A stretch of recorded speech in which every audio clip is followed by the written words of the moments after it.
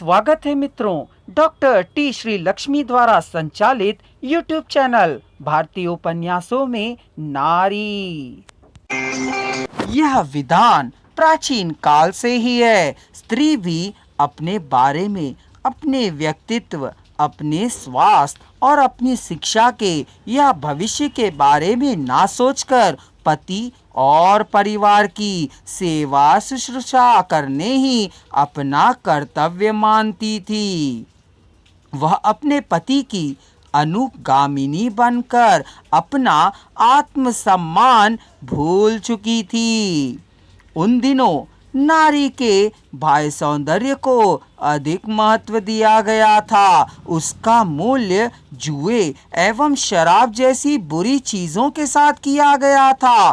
फलतः स्त्री पुरुष के लिए मनोरंजक तथा भोग विलास की वस्तु के रूप में बदल गई थी।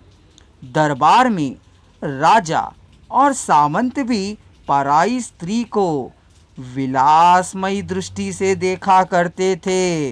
कुछ स्त्रियां आर्थिक समस्या से बचने के लिए पुरुषों का मनोरंजक माध्यम बन गई थी। विवाहित स्त्रियां ससुराल में आर्थिक समस्या के कारण सताई जाती थी। सास, ननंद और पति के द्वारा बहू पिटाई भी सहती गई थी। उसे अपनी आंखों से अपने पति का दूसरी स्त्री के यहाँ जाना देखकर भी सहना पड़ता था। इन सभी मानसिक समस्याओं का कारण आर्थिक समस्या थी। यह अनपढ़ और अज्ञानी स्त्रियों की दुर्दशा थी। वैदिक काल में भारतीय नारी की स्थिति अच्छी थी। विद्वानों ने वैदिक काल की स्त्रियों की सम्मानजनक स्थितियों का वर्णन किया था। भारत में आर्य जाति की संख्या बढ़ाने वाली स्त्री को जननी के रूप में उन्नत स्थान प्राप्त है। यहाँ के पूर्व निवासियों से संघर्ष करने अधिक जनसंख्या की आवश्यकता थी। उस समय स्त्रियों की संख्या कम थी। पूर्व निवासियों से निरंतर संघर्ष के कारण स्त्रियों को घरेलू कार्यों के अलावा सामाजिक, आर्थिक एवं राजनैतिक कामों में भाग लेना पड़ा। तत्कालीन दार्शनिकों और राज ऋषियों के साथ विदुषी स्त्रियां चर्चा या वाद विवाद किया करती थीं।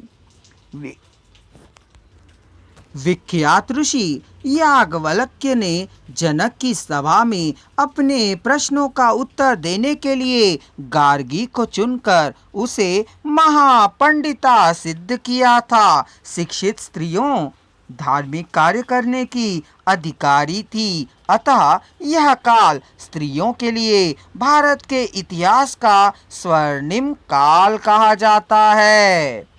वैदिक काल में स्त्रियों के लिए आध्यात्मिक और दर्शन शास्त्र सीखना अनिवार्य था। वैवाहिक जीवन में यह पति की सहयोगिनी बनकर कार्येषु दासी, कार्येषु मंत्री, भोज्येषु माता और शयनेषु रंभा बनती थी। वह पुरुष के समान उपनयन संस्कार की अधिकारी थी। वह पुरुष के साथ यज्ञ में भाग लिया करती थी। इस काल में स्त्रियों को देवियों के समान सम्मान प्राप्त हुआ था। वैदिक वाङ्मय में कहा गया है, स्त्री ही घर है। इस काल में स्त्रियों को अपने लिए योग्य वर ढूंढने का पूर्ण अधिकार था।